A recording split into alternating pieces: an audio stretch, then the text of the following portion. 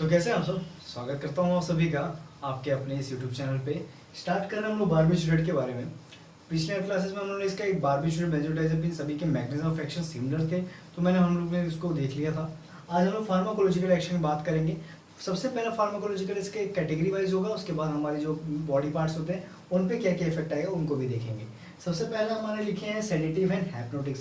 जी हाँ, बारबीट्यूरेट की drug sedative और हाइप्नोटिक कॉज कर सकती है। सेडेशन तब कॉज करती है जब इसका डोज जो है हमारा लो हो, और हाइप्नोटिक्स तब काम करती है जब इसका डोज आप ज़्यादा कर दो। ये मैं आपको बता चुका हूँ। अगर बारबीट्यूरेट की रेगुलर डोज यूज़ करते हो फॉर सेडेशन, तो हाँ ये एक एडिक्शन जैसे कॉज कर सकता है, यानी इसका साइड इफेक्ट एडिक्शन हो सकता है गाइस।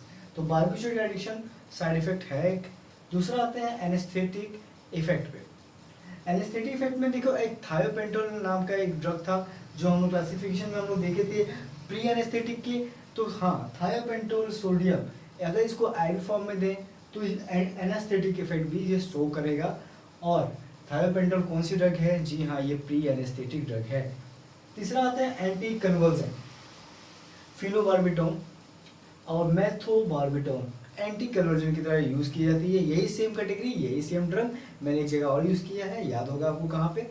फिर आते हैं चौथा हमारे रिस्पायरेशन में, हमारे लंग्स में। वहाँ पे क्या करता है? हाइपोक्सिक को कम कर देता है या कीमो रिसेप्टर रिस्पांस को डिक्रीज कर देता है, रेड्यूस कर देता है। अब अगर ऑक्सीजन की कमी हो रही तो गाइस रिस्पिरेटरी पैरालिसिस होगा ही और डेथ भी अकर हो जाएगी। जी हाँ, अगर बारबीट्यूरेट की ड्रग का डोज ज़्यादा हो गया तो ये सारी चीज़ें होंगी कि डेथ हो सकती है, रिस्पिरेटरी पैरालिसिस तक हो सकता है। आगे चलते हैं सीवीएस पे। कार्डियोवास्कुलर सिस्टम में क्या इफेक्ट आता है?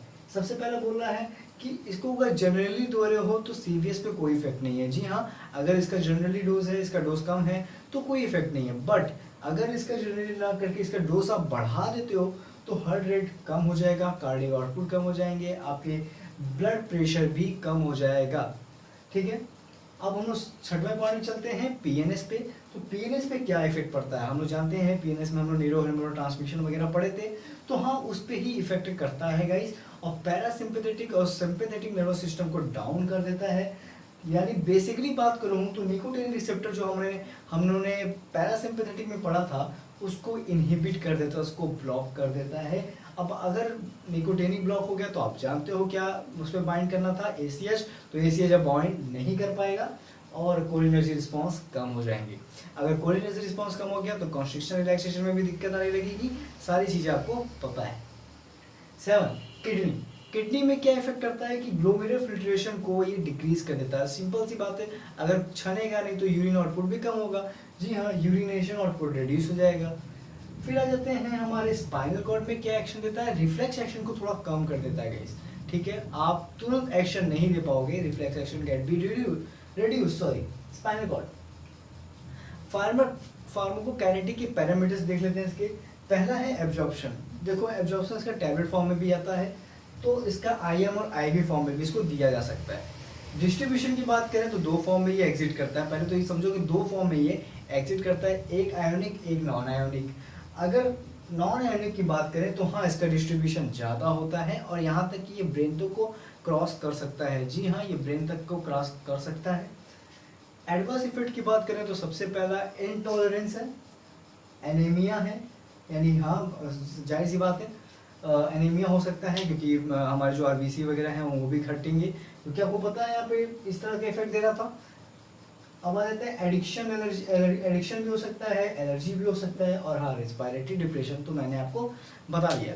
इनटॉलरेंस का मतलब क्या है? देखो इनटॉलरेंस का मतलब सिंपल सी बात है, जो दारू पीते हैं उन सब के लिए ये दवाएं थोड़ी टॉलरेटेबल होंगी या टॉलरेट कर लेंगे या सहन हो सकता है, या उनको इस चीज़ पे ज़्यादा इफेक्ट नहीं देगा। लेकिन जो दारू या ऐसे कोई नशापान नहीं करते हैं उनके लिए थोड़ा सा यहाँ पे दिक्कत होगा, उनको झटके आ सकते हैं, उनको सोने में कुछ दिनों दिक्कत होगी। तो ये सारे साइड इफेक्ट उनके में देखे जाते हैं। इस वजह से यहाँ पे मैंने इनटॉलरेंस के नाम को लिखा है। सो ये हो गए बारबीट्यूरेट के कोलॉजिकल एक्शंस। अब हम लोग नेक्स्ट वीडियो में हमारा जो भी टॉपिक है दैट्स द टॉपिक ऑफ और बेंजोडाइजापिन।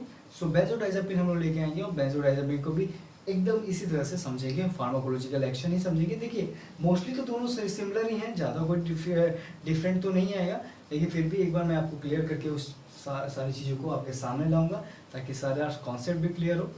ठीक है, तो मिलते हैं आपसे नेक्स्ट वीडियो में एक नई ड्रग के साथ जो है बेंजोडाइज़ेपिन।